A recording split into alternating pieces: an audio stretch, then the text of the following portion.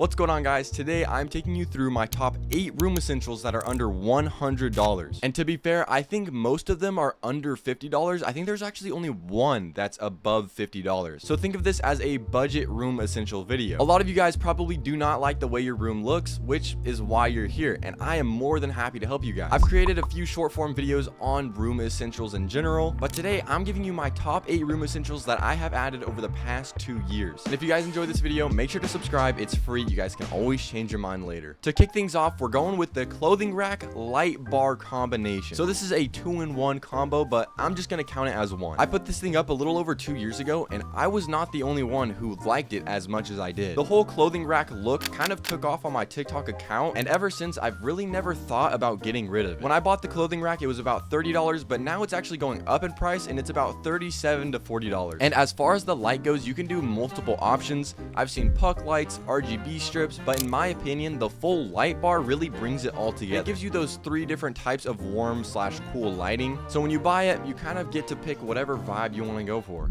At number 2, right next to my clothing rack is a whiteboard. If I made this video 1 month ago, this probably wouldn't have made it to the list. But ever since I'm trying to maximize my organization, this has been a daily essential. As someone who doesn't want to be on their phone all day, the whiteboard creates an easy habit and a quick reminder of what I planned that specific day. And for a little bonus, I had this cork bottom, so you can add literally whatever collectibles that you want. Some might find that a little bit cliche, but in my opinion, I think it looks pretty good. And when my girlfriend comes over, she likes to decorate it and personalize it with little drawings on the board for any holidays nearby, or whatever it is. This one was personally gifted to me, but you can find them at any retail store for probably less than $20.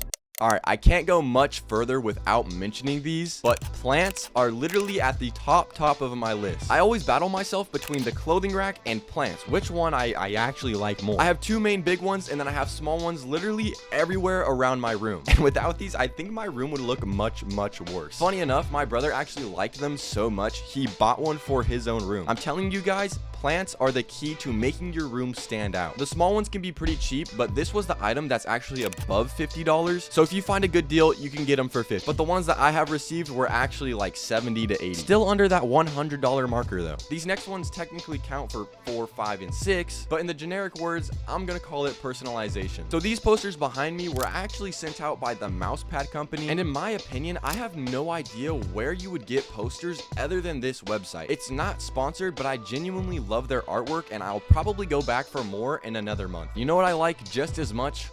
Legos. Well, Lego cars to be exact. I have 1, 2, 3, 4, 5. And if I had more space in my room, I would definitely buy more Lego cars. My favorites are the 2 Porsches that I have. Now, these ones were definitely above $100, but we're not going to count those because I have 3 other ones that were less than $100. You can find some great Lego sets that are under $100 that are going to fit right into where you need them to go. So the smaller ones, those are counting. And speaking of smaller, Funko Pops. I think it would be cool to add little Pokemon all around my room, but for now, all I have is Gengar. Funko Pop really never makes those specific characters. And at number 7, this one definitely depends if you lose your keys or wallet, which I definitely do. So I got an item organizer. Every night after I come home from work, this thing is super clutch. I used to just throw it on my desk or wherever there was free space, but now I put them in the item organizer and I know exactly where they're at. And it's not too much of a hassle either having to hang them or put them up on the wall. You know how people have that. I went for something minimal and sleek, and well, it fits right on